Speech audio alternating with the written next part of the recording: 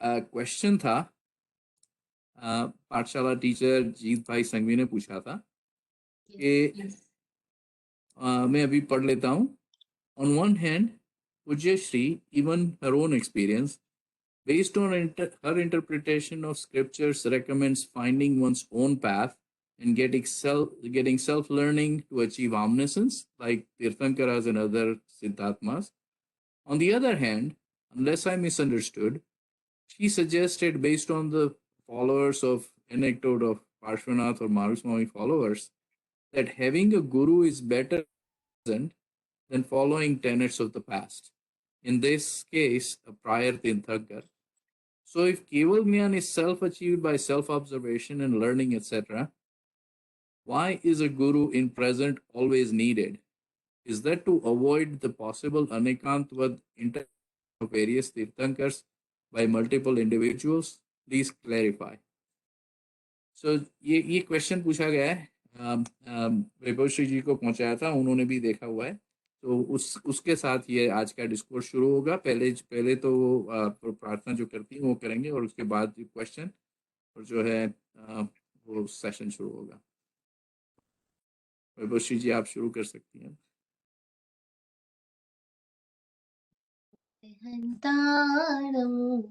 नमो सिद्धाणम् नमो वायरियाणम् नमो उवच्छायाणम् नमो लोये सवसाहूणम् ऐसो पंचनमुक्कारो सव पावपनासनो मङ्गलानञ्च सव्येसिं परमं हवै मङ्गलम्.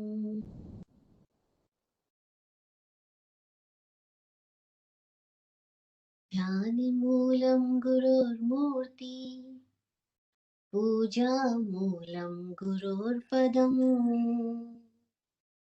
मन्त्रमूलं गुरोर्वाक्यम् मोक्षमूलं गुरोर्कृपा मोक्षमूलं गुरोर्कृपा.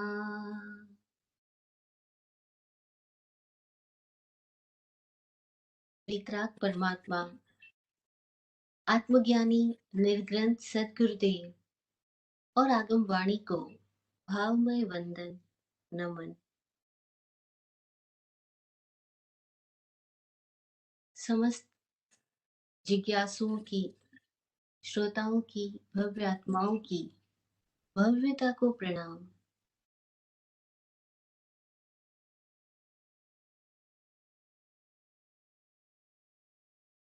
इस सृष्टि में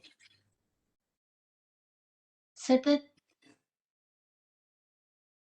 आत्म स्वरूप में विराजमान समस्त सिद्धात्माओं को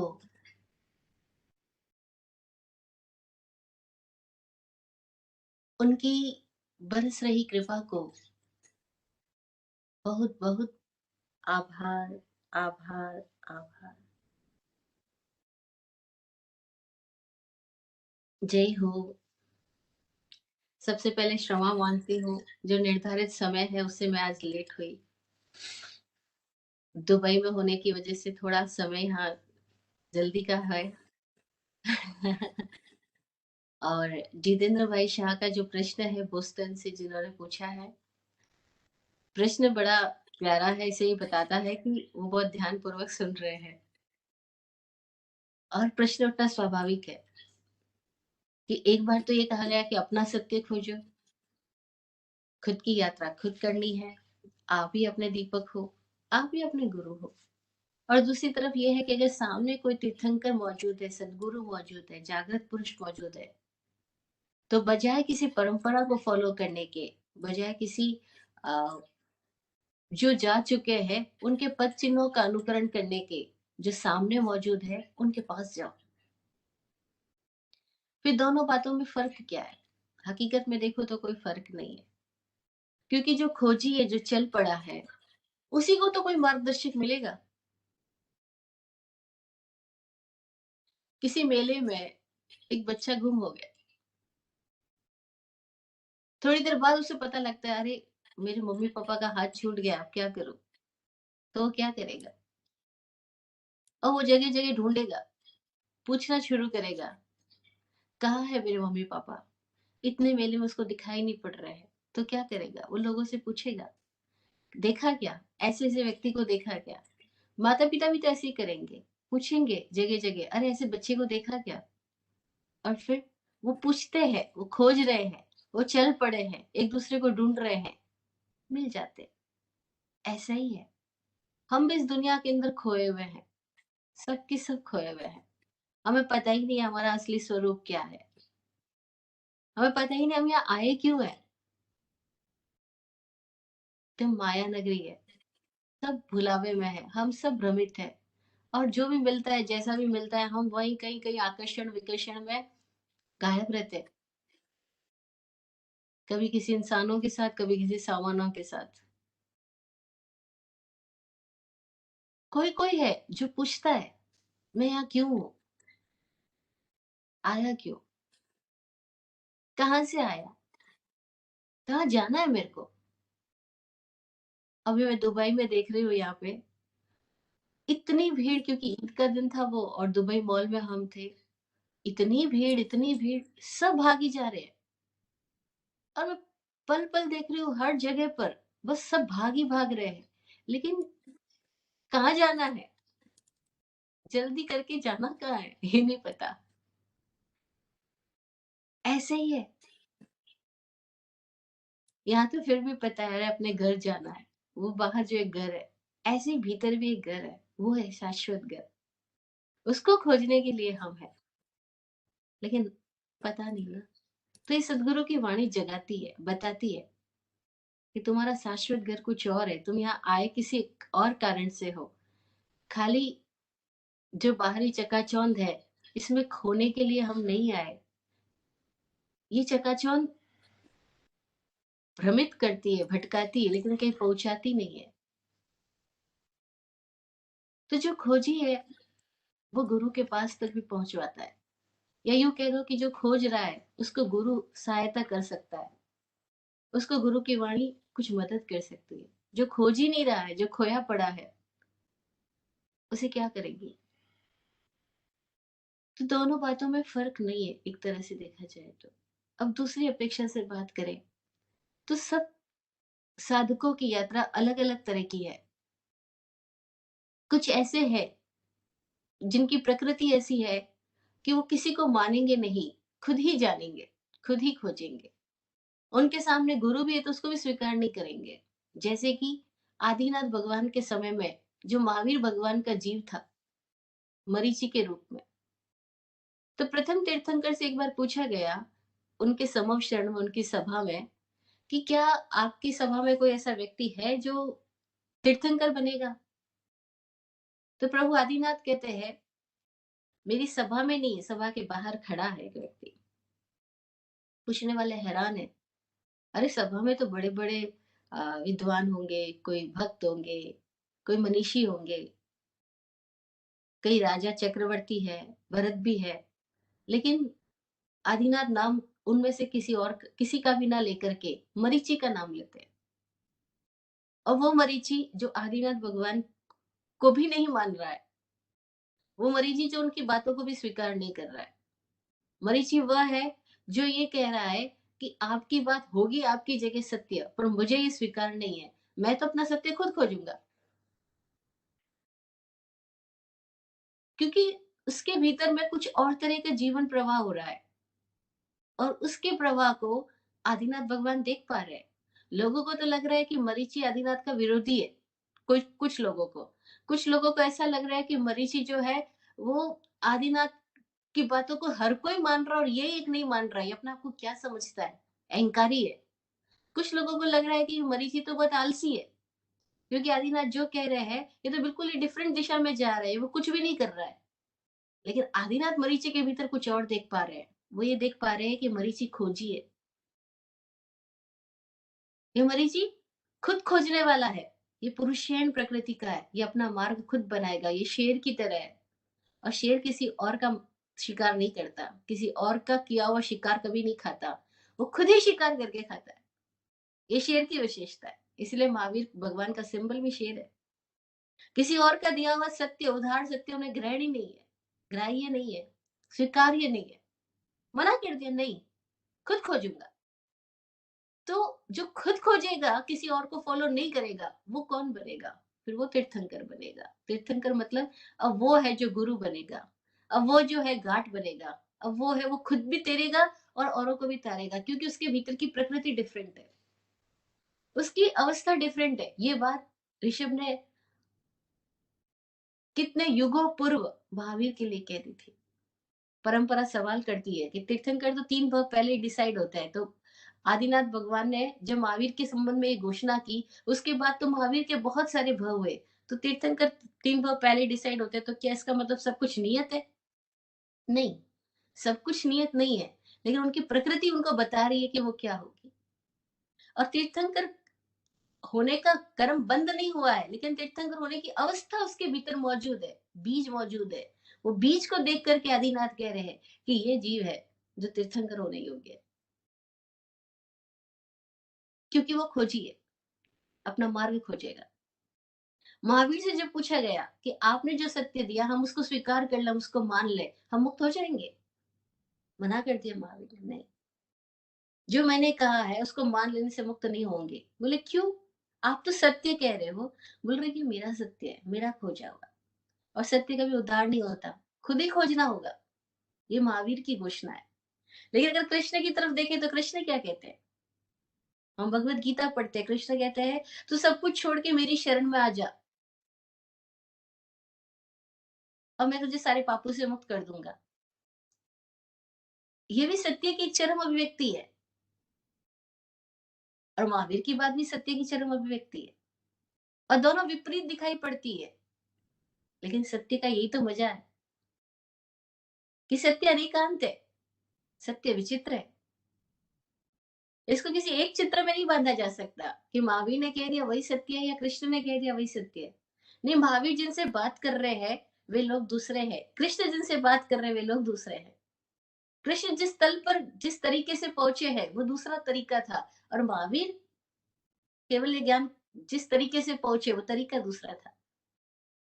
और यहाँ पे कितने रास्ते हैं? महावीर से एक बार पूछा गया, भगवान मुक्ति के कितने रास्ते, कितने मार्ग है, कितनी विधाएं हैं? सूत्रों में आता है एक जगह 4 है, एक जगह 3 है। अभी हम उत्तराधर्म के 28वें अध्ययन की बात करने वाले हैं आज, जिसका नाम ही मोक्ष मार्ग है। और मोक्ष मार्ग के प्रारंभ की गाथाओं में ही कहा गया है कि नाणम च दंसणम चेव चरितम च तवोतः चौ कारण संयुक्तम जीवा गच्छन्ति सुगए। ये 4 कारण से युक्त होकर जीव मुक्त होता है, ज्ञान, दर्शन, चारित्र, तप। तत्वार्थाधिगम सूत्र में कहा गया सम्यक दर्शन ज्ञान चारित्राणि मोक्ष मार्ग। और एक जगह भगवान महावीर क्या बोलते हैं? अनंत मार्ग, अनंत मार्ग। जिन जितने जितने तरीकों से, जिन जिन रास्तों से जीव बंधन को जा सकता है, उतने उतने तरीकों से उन रास्तों से जीव मुक्त हो सकता है।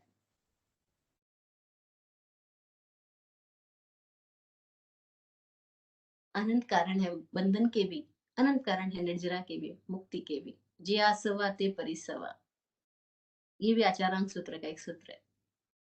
तो कहने का तात्पर्य ये हुआ कि हम कहाँ खड़े हैं। हर एक व्यक्ति की जीव की यात्रा अलग अलग है। कोई जीव ऐसे है जो स्वयं संबुद्धारणु की यात्रा पे जाएंगे। निश्चय में तो सभी जीव स्वयं संबुद्धारणु ही होंगे, यानी खुद से ही खुद को बोध होगा, क्योंकि ज्ञान, केवल ज्ञान कोई दे नहीं सकता, वो तो खुद में खुद के पुरुषार्थ से ही प्रकट होता है। या ऐसे कह दो कि खुद की नींद जागने से ही जागरण घटित होता है। लेकिन फिर भी बाहर किसी किसी की आवाज हमें नींद से जगा देती है, टकोर की जरूरत होती है। कई लोग किसी को कह के सोते हैं कि मुझे जगा देना। तो ऐसे ही कई जीव ऐसे हैं जो किसी पे भरोसा करके कहते हैं जब तुम जाग जाओ मुझे जगा देना, अगर मैं नहीं जाग पाया तो मुझे जगा देना। तो ऐसे गुरु लोग होते हैं जिनको कई लोगों ने ऐसा कह रखा है मुझे जगा देना, वो जगाते हैं, वे बोलते हैं, और वे बोलते हैं उससे कई लोग जागते हैं, और उससे तीर्थ बनता है, उससे संग बनता है। इसीलिए ये भी यात्रा है कि किसी ने जगाया और हम जागे, किसी की वाणी से जागे, किसी की उपस्थिति से जागे। अब किसकी उपस्थिति से जागेंगे? तो यहाँ पे सवाल आया, किसकी उपस्थिति से जागेंगे? तो जो जा चुका है उसकी आवाज से अब नहीं जाग पा रहे हैं, तो जो मौजूद है उसकी आवाज से हम जागेंगे। इसीलिए पार्श्वनाथ के शिष्यों को लगा कि महावीर के शिष्य मुक्त हो रहे हैं, क्योंकि महावीर के शिष्य इंद्रभूति गौतम प्रमाण है, जो इतने प्रज्ञावान हैं कि भगवान पार्श्वनाथ की शिष्य परंपरा में मौजूद केशी स्वामी के प्रश्नों का उत्तर दे रहे हैं।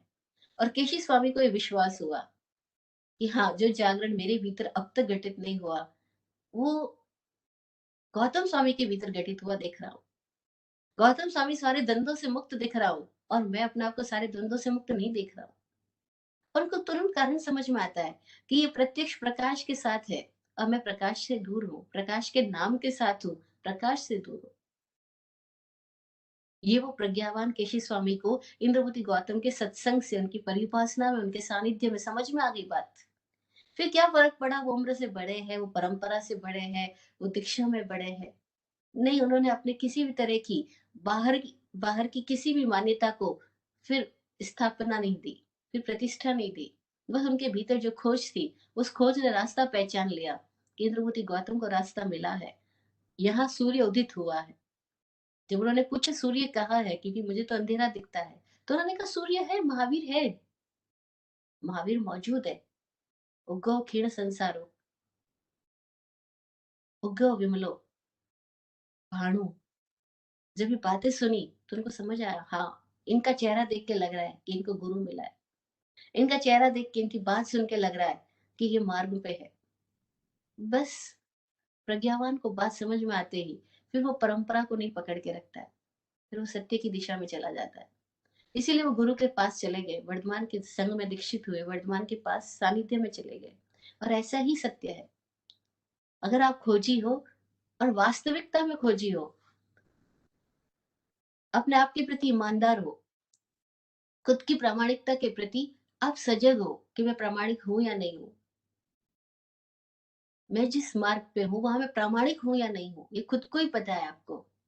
क्योंकि भीतर की स्थिति सबको, उसको वो खुद ही जान सकता है, कोई दूसरा तो नहीं जान सकता। और फिर अगर आपके सामने प्रत्यक्ष सदगुरु आए या ऐसा सानिध्य मिले, तो फिर आप क्यों परंपरा को पकड़े रहोगे? और वो खोजी थे, अपना सत्य खोज रहे थे, तभी तो उनको मार्ग में सहारा भी मिला। जैसे चीनी कहावत है एक, कि जब शिष्य तैयार हो जाता है तब गुरु प्रकट हो जाता है। तो यहाँ भी ऐसे ही तो हुआ होगा कि केशी स्वामी तैयार हो गए होंगे अपने भीतर उस अवस्था पर, पकने लगे होंगे, और तभी उनको गुरु मिल गया, तभी उनको मार्ग मिला। और पुकारा ही होगा, बिना पुकारे नहीं मिलता।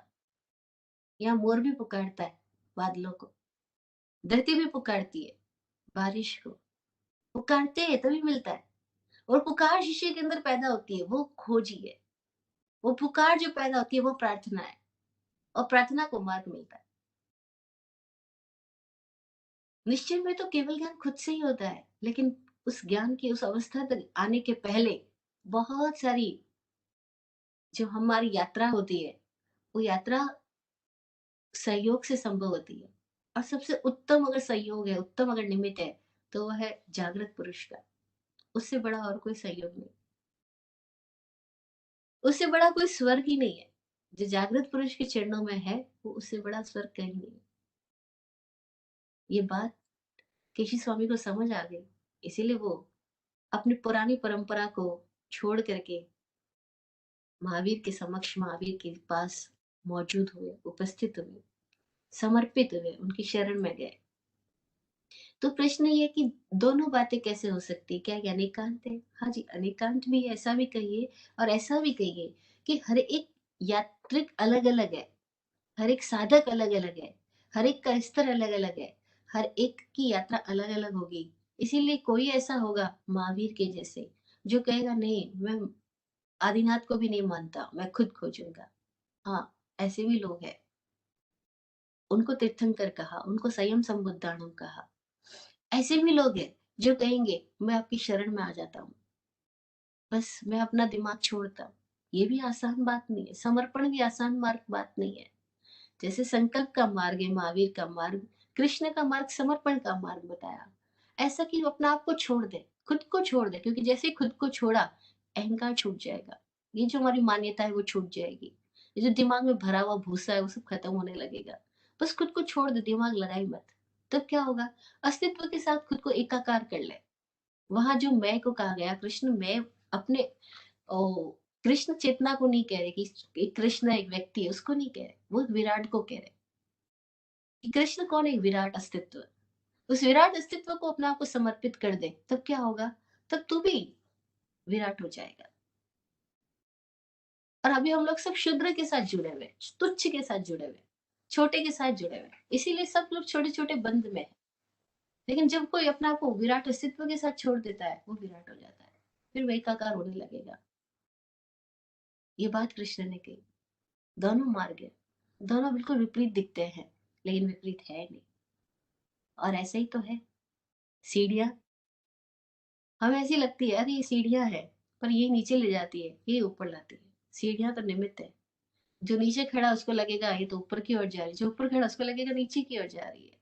तो बातें ऐसी है, हमें लगेगा ये अभिव्यक्ति एक दूसरे के विपरीत है, लेकिन विपरीत नहीं है। सबके मार्ग अलग अलग है, लेकिन हाँ, जो चल पड़ा है उसी को सहयोग भी मिलता है। जो चला ही नहीं है अभी, जिसने पुकारा ही नहीं है, उसके साथ सामने भी सदगुरु हो, साध्वी सदगुरु हो, तो भी उसको दिखलाई नहीं पड़ता। महावीर सबको महावीर कहाँ दिखलाई पड़े? पार्श्वनाथ के बहुत सारे शिष्य संघ समुदाय थे। कोई कोई कोई समुदाय, कोई कोई शिष्य पार्श्वनाथ भगवान के कोई कोई शिष्य को वो देख पाए महावीर में महावीरत्व को। तो बाकी लोग तो बात ही करते रहे कि ये बात तो कर रहा है वीतराग की, बात कर रहा है समण परंपरा की। समण लगता तो नहीं है, क्योंकि हमारे गुरु तो कपड़े पहनते थे, तो कपड़े ही नहीं पहनता है। जैसे आज कोई बोले ये तो मुंहपत्ती लगाते, तो मुंहपत्ती नहीं लगाते। तो ऐसी लोगों ने तुच्छ बातों को तब भी पकड़ के रखा था। तब भी वस्त्रों की पकड़ थी, आज भी वस्त्रों की पकड़ है। तब भी परंपराओं की, मान्यताओं की, नाम की, पहचान की पकड़ थी, आज भी वही पकड़ है। तब भी बातों की, धारणाओं की, रिवाजों की पकड़ थी, आज भी वही पकड़ है। कोई कोई तो देख पाता है, इन सब के पार है जीवन, इन सब के पार है अस्तित्व। जैसे जब अष्टावक्र सभा में पहुंचे, जनक महाराजा की सभा में, तो सारे लोग अष्टावक्र के शरीर को देखकर हंसने लग गए। और अष्टावक्र का शरीर था ही 8 जगह से वक्र, इसीलिए नाम अष्टावक्र है कि बेढंगा शरीर है। और जैसे हम लोग कपड़े देखते हैं, वैसे शरीर देखते हैं। शरीर हो या कपड़े, बात तो एक ही है। और अष्टावक्र उन सबको हंसते हुए देख करके खूब हंसे और बोले, वाह जनक, मैं तो समझता था तेरी सभा विद्वानों की सभा है, ये तो सब चमारों की सभा है। अब ये बात अष्टावक्र की सभा में कोई कह सके, कौन कह सकता है? जो कॉम्प्लेक्स लेस है वही कह सकता है। जो खुद किसी कॉम्प्लेक्स में, अगर मेरे भीतर जरा भी कॉम्प्लेक्स है कि मेरा शरीर ऐसा है, और फिर कोई ऐसा कह दे, मुझे रोना आएगा, मुझे दुख आएगा, मुझे कष्ट होगा, पीड़ा होगी। लेकिन उसके भीतर में कष्ट है ही नहीं, तो कोई उसको कष्ट दे कैसे सकता है? उसके भीतर में दुख है ही नहीं, द्वंद है ही नहीं, कॉम्प्लेक्स है ही नहीं। अब कोई कह दे कि तेरा, तो वो बोल पाया ये चमारों की सभा है क्या? राजा जनक बोला, ऐसा क्यों बोलते हैं आप? क्या आपको हम चमार दिखते हैं? तो बोले, जो चमड़ी को ही देखते हो तो चमार ही हुए ना। जिसकी नजर चमड़ी के पार गई नहीं है, वो सब चमार ही तो हुए। और ऐसा ही है, अगर हमारी नजर कपड़ों के पार गई नहीं है, तो हम सब क्या हुए? कपड़े के व्यापारी तो हुए। लेकिन ऐसे ही हम लोग कपड़ों से बन जाएंगे, चमड़ी से बन जाएंगे, दमड़ी से बन जाएंगे, और वो चुपते जाएंगे। ऐसे ही पार्श्वनाथ भगवान के शासन के साधु थे। वो महावीर की बाहर की चीजों को पकड़ रहे हैं, महावीर के भीतर क्या हुआ है, महावीर क्या है, महावीर क्या वाणी है, वो उसको नहीं सुन पा रहे, नहीं देख पा रहे। बस चुप जाते हम सब। साक्षात मौजूद हो सदगुरु, तब भी चुप जाते हैं, क्योंकि हमारे पास में ना जाने कैसी कैसी दिमाग में धारणाएं, मान्यताएं पैदा हो जाती है। हम उनको आदमी की तरह तोलने लग जाते हैं, नॉर्मल इंसान की तरह देखने लग जाते हैं। महावीर के पास भी बहुत लोग चुके, लेकिन कोई एक मुट्ठी भर लोग थे जो देख पाए कि ये महावीर है। ग्रंथों में कई बातें हैं, कई बातें छुपा दी गई। जानकार लोग बोलते हैं कि महावीर को भी जीवित हो रहते हुए तीर्थंकर नहीं घोषित किया गया, तीर्थंकर नहीं माना गया। उनके मरने के कई सौ वर्षों बाद, लगभग 200 वर्षों के बाद में ये घोषणा हुई कि महावीर हमारे 24वें तीर्थंकर। और कुछ ऐसे भी लोग थे जो उनकी मौजूदगी में मुक्त हुए। तो दोनों बातें हैं। लेकिन फिर भी अगर हमें ऐसा लग रहा हो कि हम अपनी खोज से भी नहीं पहुंच पा रहे हैं, उलझे हुए हैं, तो उसका सहारा मांगना जो सुलझा हुआ है। फिर उसका हाथ मत पकड़ना जो खुद उलझा हुआ है। और हम सब गड़बड़ी क्या करते हैं, खुद तो उलझे हुए हैं और हाथ भी उसका पकड़ते जो खुद उलझा हुआ है।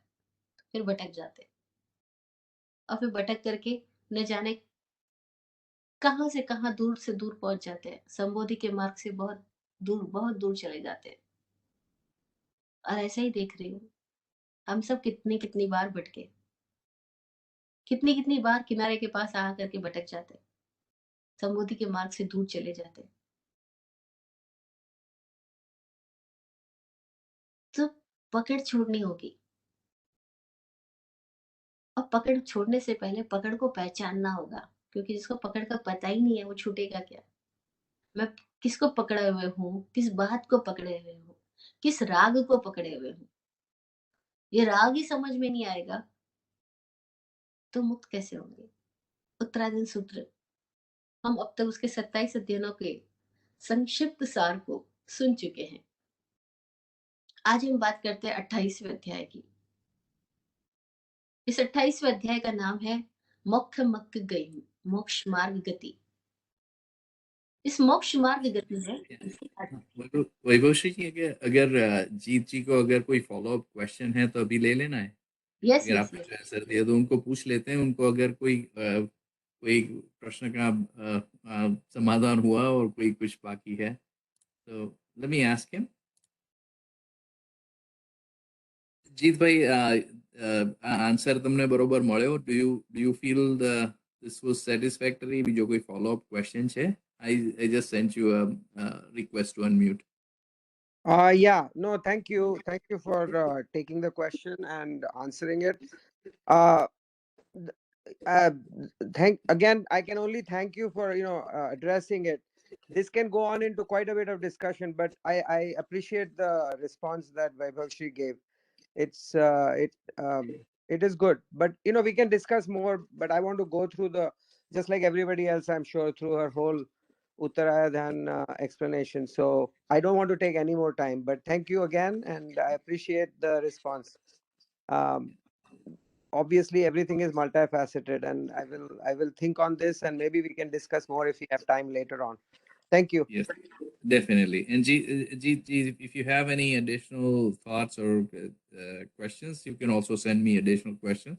We'll try to cover those later, and later in this session we can also pick up and discuss as well. Okay? Yes, thank you so much. Yeah, thank you. Right.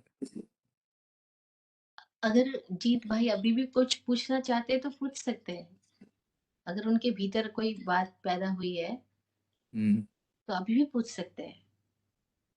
उन्होंने बताया अभी अभी वो थोड़ा सोचेंगे और बताएंगे हमको। ठीक है, ठीक है, जैसा उनका हो। तो हम बात कर रहे हैं उत्तराधीन सूत्र के 28वें अध्याय की, जिसका नाम है मोक्ष मार्ग गति। इस मोक्ष मार्ग गति के अंदर मोक्ष मार्ग की प्ररूपणा की गई है, जहां मैंने अभी थोड़ी देर पहले बताया कि वहां 4 बात बताई गई है। नाणं च दंसनम चैव चरितम च तवोधा। तो चौ कारण संयुक्तम, ये 4 कारण बताए गए। ये क्या है? ज्ञान, दर्शन, चारित्र, तप। क्या ये हमसे डिफरेंट है? हमसे अलग कोई चीज है जिसको हमें अपनानी होगी, जिसको हमें लेनी होगी, जो कहीं पे मिलती होगी? नहीं, ये हमसे डिफरेंट नहीं है, हम ही है, हमारा होना ही है, हमारा होना ही ज्ञान रूप है, हमारा होना ही दर्शन रूप है। और जब तक हम इस शरीर में है तब तक हमारा होना ही चरित्र भी है। और जो हमारा ज्ञान, दर्शन, चरित्र है, वही बाहर प्रकट भी हो रहा है, कई कई रूपों में, कई कई घटनाओं में, कई कई कार्यों में। वहां तब भी हो सकता है। अब ये चारों चीजें ऐसी है जो हमारे अस्तित्व से डिफरेंट नहीं है, हमारी मौजूदगी से डिफरेंट नहीं है। लेकिन ये कब मुक्ति का मार्ग बनेगी और कब बंधन का मार्ग बनेगी, बस इसे पहचानना होगा। हमें बाहर कहीं से ज्ञान, दर्शन, चारित्र तप लेने नहीं जाना होता है। कोई सोचे दीक्षा लेते हैं तो चारित्र होगा, उपवास करेंगे तो तपस्या होगी, किताबें पढ़ेंगे तो ज्ञान होगा, भक्ति करेंगे तो दर्शन पैदा होगा। नहीं नहीं, कहीं बाहर नहीं है ये चारों चीजें। ये हम सबका होना ही है ज्ञान दर्शन चारित्र तप। लेकिन क्या हमारा होना ऐसा है कि वो मोक्ष मार्ग में गति कर रहा है, या हमारा होना ऐसा है कि वो बंधन मार्ग में गति कर रहा है, ये हमें पहचानना होगा। अभी तक हम जिसको ज्ञान समझ रहे हैं, पहले हम किसको ज्ञान दर्शन चारित्र तप समझ रहे हैं, पहले हम उसके तरफ प्रकाश डालें, उसकी बात करें कि हम समझ किसको रहे हैं ज्ञान। हम किताबें पढ़ने को ज्ञान समझ रहे हैं, हम डिग्रीज हासिल करने को ज्ञान समझ रहे हैं, हम बाहर की सूचनाओं को ज्ञान समझ रहे हैं। बाहर की सूचनाएं ज्ञान नहीं है, वो जानकारियां हैं, इंफॉर्मेशन है। और जो भी इंफॉर्मेशन है वो नॉलेज नहीं है, लेकिन वो नॉलेज हो सकती है, और वो नॉलेज नहीं हो ऐसा भी हो सकता है। कैसे? कैसे? बाहर से ली गई वो जानकारियां जो हमारे भीतर उतर के हमारे अंदर की भ्रमणा को मुक्त करे, हमारे अंदर क्लैरिटी डेवलप करे, हमारे अंदर प्रामाणिकता लाए।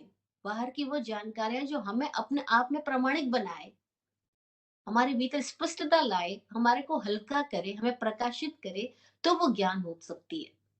अन्यथा वो जानकारियां जो हमारे दिमाग में इकट्ठी होकर के हमें खाली बोलना सिखाए, जैसे जगह जगह पे लोग खाली बस बोल रहे हैं, किताबों में ये लिखा है, उसमें ये लिखा है, उसने ऐसा कहा, उसने ऐसा कहा, अथवा वो ऐसा भी नहीं कह रहे कि उसने ऐसा कहा, वो ऐसा कह रहे जैसे मैं जानता हूँ। सुनी सुनाई बात को हम ऐसा कह रहे जैसे मैं जानता हूँ, जो कि वो सुनी हुई बात है, मैं कहाँ जानता हूँ। वो पढ़ी हुई बात है, मैं कहाँ जानता हूँ, लेकिन हम उसको ऐसे बोल रहे हैं जैसे मैं जानता हूँ। अब क्या हो गया? हमने सूचना के साथ अपना मैं जोड़ लिया, और एक सूचना के साथ, एक बात के साथ एक पकड़ बना ली। और तब इसी पकड़ ने क्या किया, किसी दूसरे ने किसी दूसरी बात के साथ पकड़ बना ली, और अब विवाद चालू हो गया। अब पूरी दुनिया भर में सारी जगह विवाद ही विवाद है। कई एक जगह संवाद देखने को मिलता है, बाकी तो हर जगह विवाद ही विवाद चल रहा है। और विवाद कहाँ से पैदा हो रहा है? इन जानकारियों के कारण। और too much informative knowledge is the biggest disease in this era. अब आदमी को कभी ख्याल ही नहीं आएगा अपने अज्ञान का, क्योंकि उसने इतनी सारी इंफॉर्मेशन इकट्ठी कर रखी है, और गूगल है, जब मर्जी जिस भी टॉपिक के ऊपर हमारे पास में खूब सारी इंफॉर्मेशन है। और फिर क्या करते हैं हम लोग, इंफॉर्मेशन लेकर के हम ऐसा मानने लग जाते हैं मैंने जान लिया। अगर इतनी क्लैरिटी हो जाए कि जो भी हम बाहर से ले रहे हैं वो मैंने जाना नहीं है, वो मैंने सुना है, मैंने पढ़ा है, लेकिन मैंने जाना नहीं है। जिसको ये क्लियर हो जाए मेरा अनुभव नहीं है, मेरा ज्ञान नहीं है, कम से कम वो अपने अज्ञान के प्रति सरल तो हो सकेगा। लेकिन यहाँ तो अज्ञान के प्रति सरलता ही नहीं आएगी। क्यों नहीं आएगी? क्योंकि हमें ऐसा लग रहा है कि जो हम पढ़ रहे हैं, जो हम सुन रहे हैं, जो हमने अब तक देखा है, बस वही ठीक है। हमें क्यों कोई भी नई सुनी हुई बात अजीब सी लगती है, हम उसको जल्दी से एक्सेप्ट ही नहीं करते, क्योंकि हमारे पुरानी सुनी हुई बात से वो मैच नहीं कर रही। और अगर वो मैच कर रही है तो हम एक्सेप्ट कर रहे हैं। तो यहाँ पर हम किसको एक्सेप्ट कर रहे हैं हकीकत में?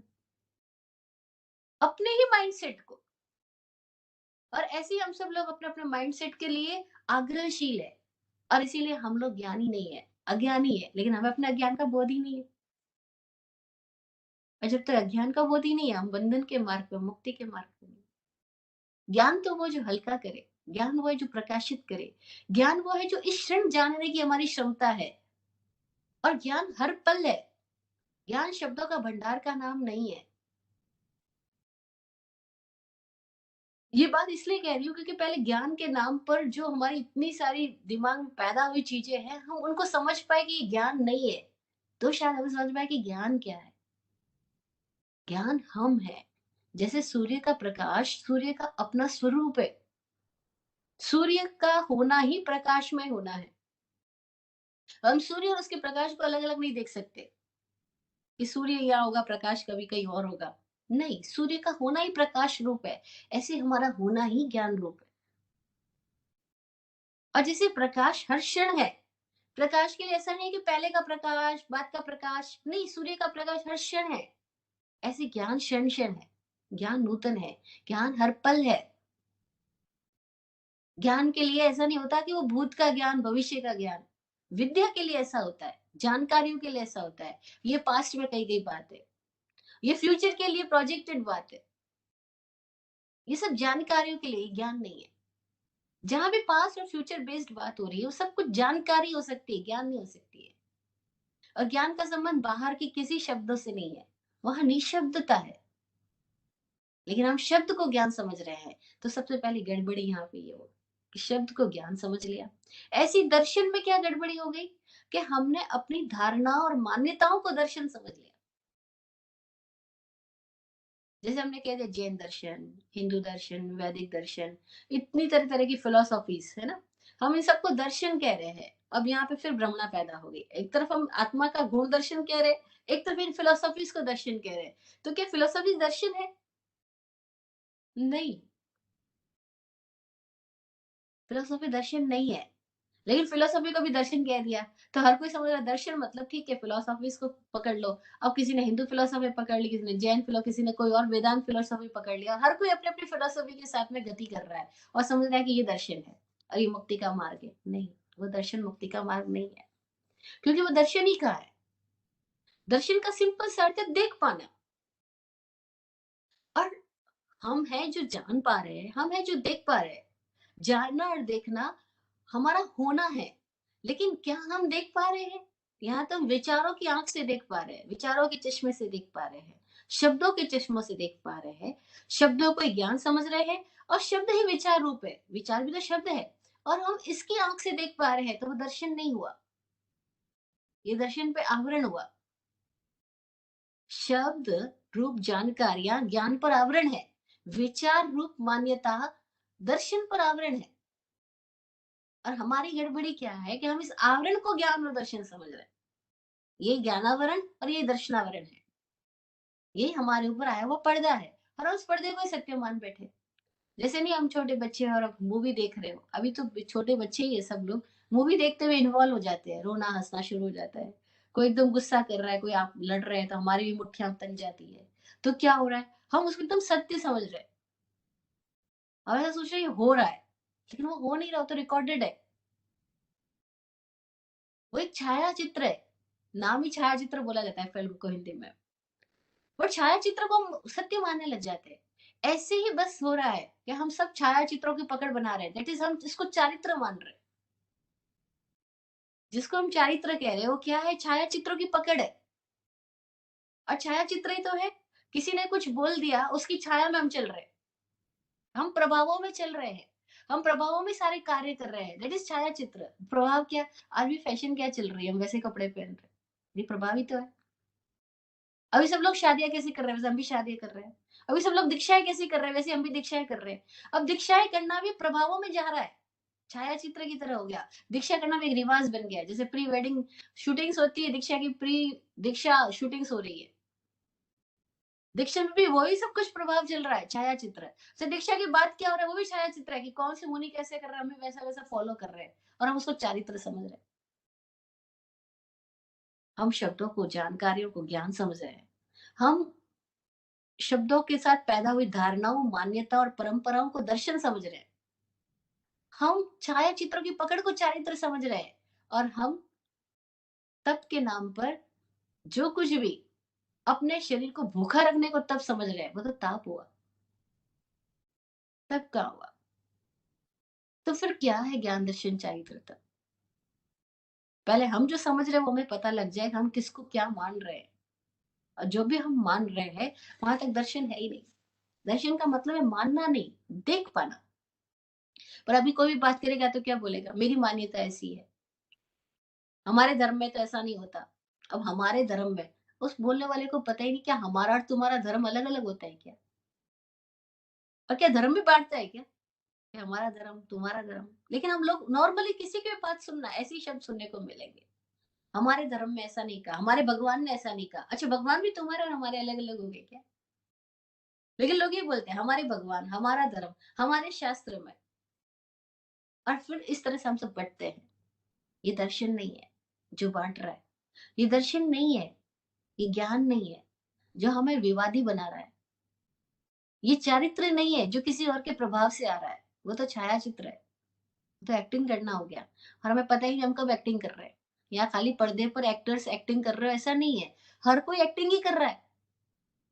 कोई अपने पापा की एक्टिंग कर रहा है, कोई दादा की कर रहा है, कोई बॉस की कर रहा है, कोई टीचर की कर रहा है, कोई धर्म गुरु की कर रहा है, कोई नेता की कर रहा है। और कर क्या रहे, और हमें सिखाया भी यही जाता है, अरे गांधी जैसे बनो, अरे नेहरू जैसे बनो, अरे उसकी जैसे बनो। मतलब उसके जैसे बनने का मतलब क्या हुआ?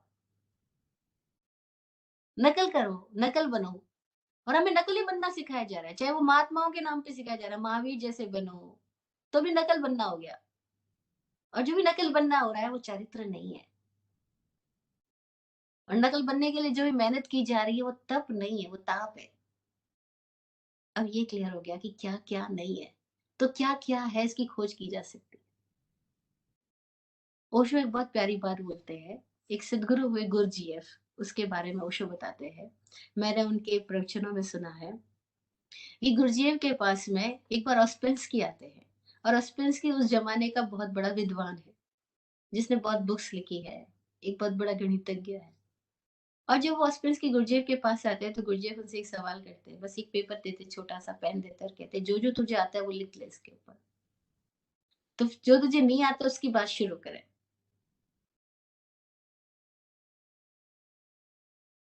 ऑस्पेंस्की जो जो मैं जानता हूँ उसके बारे में लिखना जब शुरू करते हैं तो उनके भीतर एक सवाल पैदा होता है, क्या ये मैं जानता हूँ?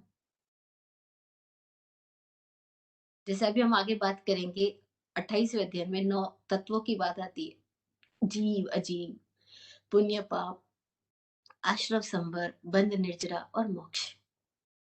अब जैन समाज के लगभग जो भी लोग सो कॉल्ड परंपराओं में कहीं पर भी मौजूद है, दीक्षित है, प्रशिक्षित है, ट्रेनिंग ले रहे हैं, उन सब ने 9 तत्वों का नाम सुना। किसी ने 9 तत्वों को विस्तार से सुना होगा, किसी ने संक्षिप्त से सुना होगा, किसी ने रट लिया होंगे और ऐसे मान लिया होगा मैं तो 9 तत्वों का जानकार हो गया। तो ऑस्पेंस्की के सामने प्रश्न आया कि क्या तुम जानते हो? अब ऑस्पेंस्की तो पढ़ा लिखा आदमी है, जैसे आज हम परंपराओं में अपनी अपनी परंपरा में पढ़े लिखे आदमी है, हमसे कोई पूछे तुम इसको जानते हो, गीता को पढ़ने वाले को पूछे गीता, वो क्या हाँ मैं गीता जानता हूँ। जैसे अभी हमसे कोई पूछेगा उत्तराखंड, हाँ मैं उत्तराखंड जानता हूँ, पर जानते हैं क्या? सवाल पैदा किया। ऑस्पेंस्की लिखना शुरू हुआ और वो कंफ्यूजन में आ गया, उसको समझ में आया, उसको अपने कंफ्यूजन दिखने लगे, कंफ्यूज तो वो था ही, लेकिन उसको अपने कंफ्यूजन दिखने लग गए। अरे मैं क्या जानता हूँ, ये तो मैंने शब्दों से जाना है, मैंने दूसरों से जाना, मैंने 10 किताबें पढ़ के एक किताब लिख ली है। और ऐसे ही तो हम कर रहे हैं, जिसको आज पीएचडी कह रहे हैं, डॉक्टरेट की उपाधि मिल रही है, वो क्या नहीं खोज कर रहा है। पढ़ाने वाला भी उसको 10 मार्गदर्शक भी, गाइड भी उसको 10 किताबें पकड़ा देता है, इनमें से ये लोग लिख लो। अच्छा, सामग्री में ये पूछी जाती है किसने क्या लिखा, किसने क्या किया, इस पर अब तक क्या हुआ, मतलब वो इकट्ठा किया जा रहा है जो हो चुका है, नया तो कुछ शोध हुआ ही नहीं। और नई शोध करके कोई लिख दे तो उसको कोई पास भी नहीं करने वाला, क्योंकि नई बात को सुनेगा कौन, मानेगा कौन, स्वीकारेगा कौन? नई बात को तो पहले ही क्रॉस कर देंगे, अब लाई कहाँ से ये बात? तो पीएचडी किस चीज की हो रही है? सब पुराना इकट्ठा किया जा रहा है। और स्पेंसकी को समझ में आया, मैंने एक किताब लिखी लेकिन 10 किताबें पढ़ी होगी, उसकी एक किताब निचोड़ में आई। तो वो 10 किताबें जो मैंने पढ़ी वो किसी और राइटर का राइटअप है, किसी और का दिमाग है, किसी और के दिमाग को मैंने अपने दिमाग में लिया और फिर मैंने उनमें खाली खिचड़ी पकाई और मैंने कुछ नया लिख दिया, इसमें मेरा क्या है? उसको दिखलाई पड़ गया और वो कह पाया मैं नहीं जानता, कुछ भी नहीं जानता। खाली पेपर लेकर के गुरुजीएफ के पास पहुंचा। तब गुरुजीएफ ने उसके ऊपर काम करना शुरू किया। तो ज्ञान क्या है? जब अपने अज्ञान की समझ आ गई, अब वो ज्ञान के योग्य पात्र हो गए। लेकिन हमको अपने अज्ञान की समझ आ जाए, ये बहुत बड़ी घटना है। शब्दों में नहीं है ज्ञान, ये बात उसको समझ आ गई। मैं अब तक नहीं जान पाया, क्यों क्यों नहीं जान पाया? क्योंकि मैं देख नहीं पाया। जानना तभी संभव है जब देखना संभव है। और देखना क्यों नहीं संभव हो रहा है? क्योंकि हम देख ही तो नहीं रहे, हमारे देखने के पहले हमारा दिमाग सामने आ जाता है। आप किसी व्यक्ति से मिलने जाओ और उसके पहले आपने सुन लिया है कि ये व्यक्ति बहुत बड़ा है, बहुत रिच है, बहुत महान है, ये है, वो है, फेमस है। जब आप उसको मिलोगे तो आपके देखने के पहले ही आपके दिमाग ने काम करना शुरू कर दिया, और ये तो बहुत बड़ा है, बस ऐसे देखोगे आप। और किसी को मिलने जाने से पहले आपको पता लग जाए चोर है, लुटेरा है, भयानक है। अब आप उसको मिलने के पहले आप उसको मिलोगे ही नहीं, उसको देखोगे ही नहीं, दिमाग काम करेगा, क्योंकि जो पहले सुन रखा है वो चीज सामने आ जाएगी। दैट इज दर्शन पे आवरण। अब मान्यताएं चल रही है, सुनी हुई बात चल रही है और हम सब सुनी सुनाई बातों में ही रस ले रहे हैं। किसी ने मेरे बारे में क्या बोला, बस हर कोई आदमी इसमें रस ले रहा है। कोई मेरे बारे में क्या सोचता है और कोई मेरे बारे में अच्छा सोचे, इसको प्रमाणित करने में हम पूरी जिंदगी को चारित्र बना देते हैं। हम दूसरों की नजरों में अच्छा बनने की कोशिश में ही पूरी जिंदगी में एक चरित्रवान बने रहते हैं, लेकिन वो चरित्र तो झूठा है, क्योंकि वो किसी और को प्रमाणित करने के प्रयासों से पैदा हो रहा है। वो खुद की सहजता से नहीं आया और पूरी जिंदगी यही हो रहा है। तो देखना यह है। और स्पेंसकी को समझ आया, उसने कहा मैं नहीं जानता, खाली पेपर लेके गया। अब गुरुदेव उसको स्वीकार करता है। क्या ऐसे हम भी कोरे कागज हो पाए? कोरे कागज हो पाए। लोग वो गाना गाते हैं ना, मेरा जीवन कोरा कागज कोरा ही रह गया। लोग इसको नेगेटिव अर्थ में ले जाते हैं। अरे तो बहुत ही बड़ी बात है कि किसी का जीवन कोरा कागज हो जाए, या तो रंग ही रंग है और कोई कोरा ही रह जाए। ये तो कबीरदास जी जैसे हो पाए, वो बोल पाए जो की त्यों धर दीनी चदरिया, वही कोरी कोरी रखे गया हूं मैं अपने साथ कोई प्रभाव लेके नहीं जा रहा। वो कबीर जैसे व्यक्ति जो सजग है, जो जागृत है, ऑब्जर्वेंट है, किसी के प्रभाव में नहीं आ रहे। प्रभाव देने वाले कम थोड़ी थे, हिंदू भी बहुत थे, मुस्लिम भी बहुत थे, हर कोई प्रभाव दे रहा था, लेकिन वो तो किसी के भी प्रभाव में नहीं आ रहे, ना हिंदुओं के ना मुस्लिमों के। इसीलिए तो ना हिंदू उनको हिंदू समझ पाए जिंदगी भर, ना मुस्लिम उनको मुस्लिम मान पाए जिंदगी भर। और मरने के बाद दोनों लड़ रहे, कोई कह रहा है हिंदू मेरे है, हिंदू है, कोई कह रहा है मुस्लिम के है। हम जाकर आए कबीरदास जी की समाधि पर, अभी गोरखपुर के पास आगे मगहर में, वहां हिंदुओं का भी मंदिर बना हुआ है और मुस्लिमों ने भी मजार बना रखी है कबीरदास जी की, दोनों एक ही कैंपस के अंदर। और बस ऐसे ही लड़ाई चालू है हमारे दिमागों में, लड़ाई तो क्योंकि हमने मान रखा है हिंदू है मुस्लिम है। देखने वाला तो देख पाता है कि कुछ भी तो नहीं है। कौन ठप्पा लगवा के आया हिंदू का या मुस्लिम का? कौन ठप्पा लगवा के आया जैन का या बौद्ध का? लेकिन हम सब ने अपने अपने ठप्पे लगा लिए खुद के साथ में, इसीलिए दर्शन नहीं। तो ये अध्ययन कहता है कि चार मुक्ति का मार्ग है, ज्ञान दर्शन चारित्र तप। लेकिन वो कैसा? सम्यक। और सम्यक का मतलब क्या हुआ? कि जो किसी भी प्रभाव में नहीं है, क्षण में है, समय में है। सम्यक का मतलब है समय मात्र में है, इसी क्षण में है, वह सम्यक है। जो समय से चूका वो सम्यक नहीं है। जो पास्ट और फ्यूचर के प्रभाव में गया वो सम्यक नहीं है। सम्यक क्षण है, इसी पल है, और इसी पल तो जीवन है। जो बीत चुका वो भी जीवन नहीं, जो आया ही नहीं वो भी जीवन नहीं, जीवन इसी पल है। इसीलिए सम्यक होना यानी समय मात्र में होना, वह सम्यक है। और सम्यक अगर ज्ञान है तो वहां शब्द नहीं होगा, वहां जानना होगा, केवल जानना। जैसे प्रकाश है, बस केवल प्रकाश है। सम्यक दर्शन अगर है तो मात्र देखना होगा, उसके अंदर कोई तरह की विचार की परत प्लेट बीच में नहीं आएगी। सम्यक चारित्र का मतलब है कि मात्र होना। अब मेरा होना ही ऐसा है, सबका होना अलग अलग है। जैसे अष्टावक्र का बोल रहा है उनका शरीर वैसा है, ऐसे हम सबका होना डिफरेंट डिफरेंट है। गुलाब गुलाब, कमल कमल, सबका डिफरेंट डिफरेंट होना है। हमारा होना ही हमारा चरित्र है। चरित्र वो नहीं है जो हमने किसी से ओढ़ा है, आवृत लिया है, सौगंध खाई है, कसम खाई है, हम उसको चरित्र मान रहे हैं। हम ये मान रहे किसी ने कसम खाई तो चरित्रवान हो गया। नहीं नहीं, कसम खाने से चरित्रवान कैसे हो सकता है? वो तो उसने ओढ़ा है, ऊपर आवरण लिया है, अपने आप को कुछ नया शेप देने की कोशिश कर रहा है। नहीं, हमारा शेप क्या है? उसके प्रति सजग होना, वो चरित्रवान है। और तब जब कोई अपने आप के साथ प्रामाणिक होता है तो क्या होता है? ऑटोमेटिकली बाहर की बहुत सारी घटनाओं से वो अप्रभावित जब रहेगा, तो उसके भीतर की ऊर्जा उसके भीतर में गति करेगी। दैट इज तप। अंदर की ऊर्जा अंदर में ही गति करे तो तप हुआ, और वो बाहर जाती है तो ताप होता है।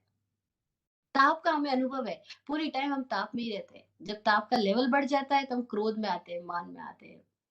जब ताप का लेवल बढ़ जाता है तो हम बाहर से क्लेश, झगड़ा दिखता है। लेकिन ताप तो पूरी टाइम है, दिमाग में तो पूरी टाइम है ना। लेवल बढ़ने पर हम बाहर बीमारी दिखाई पड़ती है, बुखार दिखाई पड़ता है, लेकिन टेम्परेचर तो पूरी टाइम अंदर है ही। ऐसी पूरी टाइम अंदर प्रभावों में बह रहे हैं, तब तक हम सब ताप में ही है। तब वो हुआ जो प्राण ऊर्जा का अपने भीतर ही ऊर्ध्वगमन होना, वो तब हुआ। अब ये चार स्थितियों से जो व्यक्ति सम्यक हुआ, समय मात्र में हुआ, वो मुक्त हो रहा है। और जो व्यक्ति अभी प्रभाव में चल रहा है वो अमुक्त है। हमें अपनी अमुक्ति दिखलाई पड़ जाए, हमें अपना बंधन दिखलाई पड़ जाए, तो मोक्ष मार्ग पे गति हो जाएगी।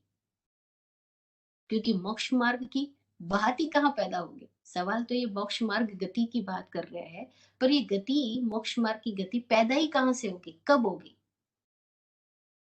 मुक्ति की बात ही कब पैदा होगी? खाली सुनने से? नहीं। अपने भीतर अपने बंधनों की पीड़ा पैदा होगी, तो कोई व्यक्ति मोक्ष मार्ग की बात करेगा। लेकिन यहाँ तो हमें अपने बंधन ही नहीं दिख रहे हैं ना। अच्छा, क्यों नहीं दिख रहे? आज के युग में इसका बहुत बड़ा कारण ये है कि हमारे सामने कोई ऐसा नहीं है जो मुक्त है। कोई मुक्त के सामने रहे तो उसे समझ में आएगा कि मैं बंधन में हूँ। लेकिन कोई मुक्त के पास ही नहीं पहुँचा, मुक्त के सामने ही नहीं है, तो उसको बंधन कैसे दिखाई पड़ेंगे? गुरु वो है, जो मुक्त है और दिखलाई पड़ रहा है। वो सद्गुरु है। और उसकी उपस्थिति में लोगों को दिखलाई पड़ते हैं, अरे ये हर पल मौज में है, आनंद में है। इनको कोई शोक नहीं, कोई सोच नहीं, कोई किसी का प्रभाव नहीं, कोई तरह की पीड़ा नहीं है। तो क्या जीवन ऐसे भी संभव है? हाँ, है। सद्गुरु की उपस्थिति प्रश्न पैदा कर सकती है।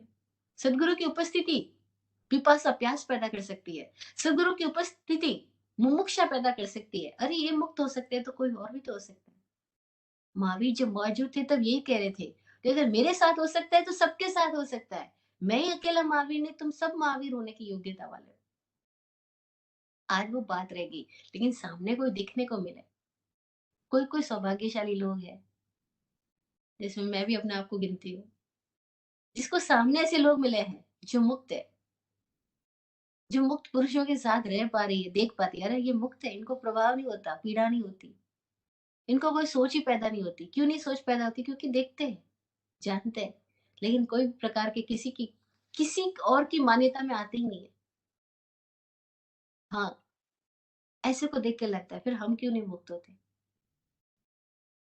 अपने बंधन दिखलाई पड़ जाए, बंधनों की पीड़ा हो जाए, तो आदमी मोक्ष मार्ग में गति करता है। वरना तो या तो सब बंधे बंधाए हैं, और बंदा बंधे को देख करके बंधनों के लिए आकर्षित होएगा, मुक्ति से कहाँ होगा? मुक्ति की बात ही कहाँ पैदा होगी? हाँ, मुक्ति की बात पैदा हो सकती है। चलो महावीर के चरित्र को सुन के भी पैदा हो जाए, किसी की वाणी को सुन के, किसी के दर्शन को कैसे भी पैदा हो जाए। पैदा हो जाए तो आदमी खोजेगा। जब खोजेगा तो ही ये स्थिति पैदा होगी कि अब वो किसी भी तरह की शब्दों के प्रति जागृत होगा कि ये मेरा ज्ञान है या जानकारी है। और वो किसी भी मान्यता के प्रति जागृत होगा, ये मेरा माना हुआ है या मेरा अनुभव का है। यहाँ दो बातें, दर्शन का मतलब है अनुभव, श्रद्धा जिसको बोलते हैं, वो अनुभव है, सत्य का अनुभव।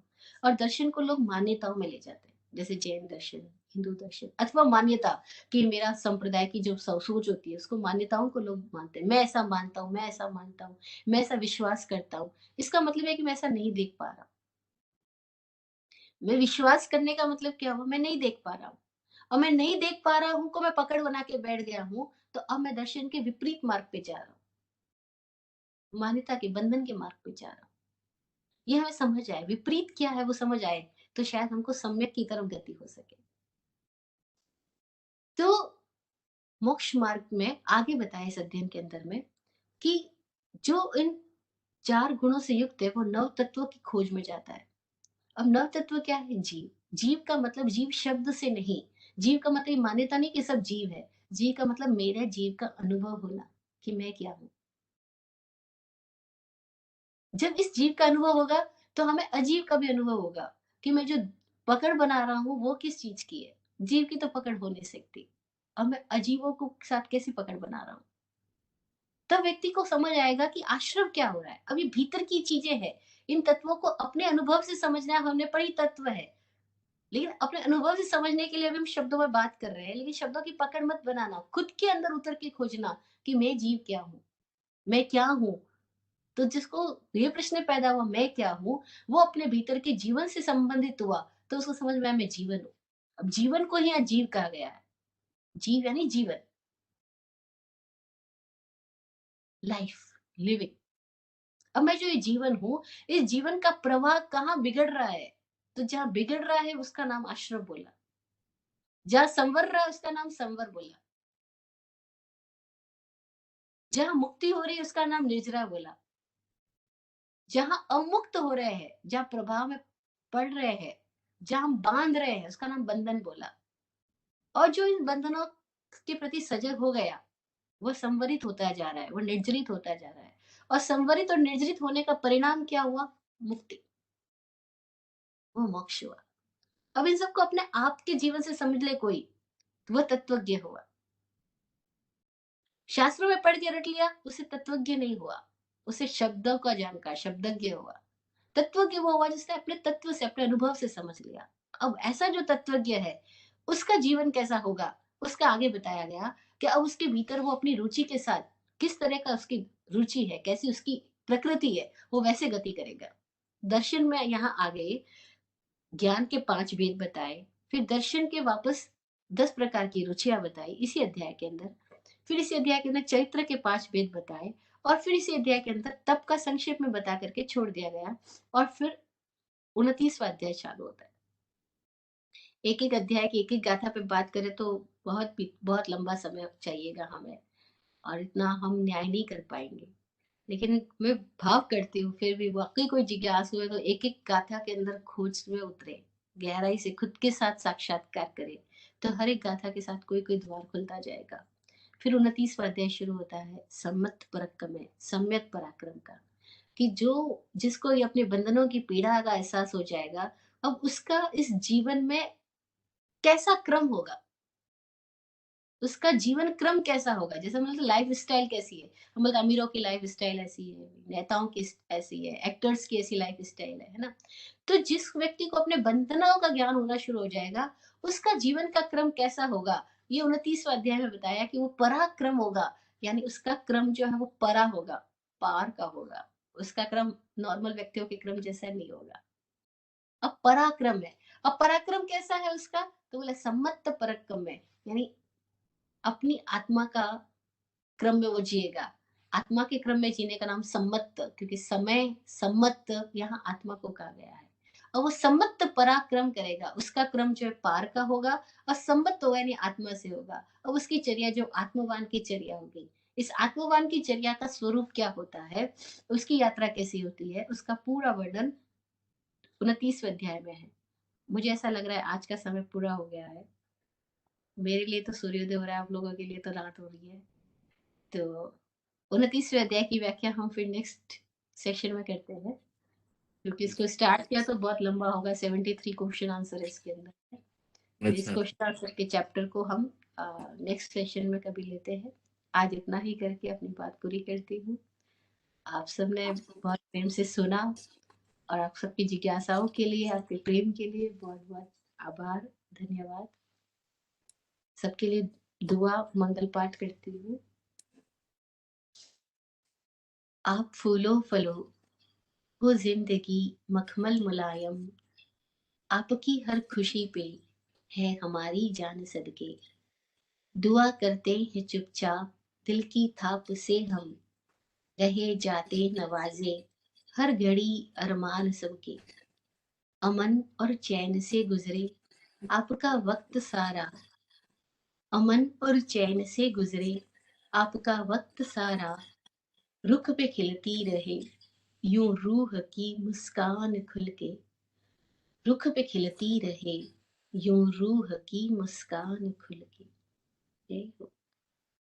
okay. अभी अभी जो है I have allowed you to unmute yourself. अगर आपको कोई भी क्वेश्चन हो तो अभी पूछ सकते हैं, और we can take your questions on email से भी भेज सकते हैं। अगर आपको सेजल जी से आती है या मेरे से आती है, कहीं से भी जो ईमेल आती है, अगर आपने ईमेल में क्वेश्चन भेजा तो वो वैभव श्री जी को हम पहुंचा देंगे। और जो है हर बार एंड ऑफ द सेशन में सबको अनम्यूट करने का will make that, and then you can ask questions if you have them. Okay. So with that, we will wrap up today's session. And Vaibhav Shri ji, thank you so much. आप Dubai से बहुत this is very early in the morning, and thank you for joining. So कल्याण हो। thanks everyone.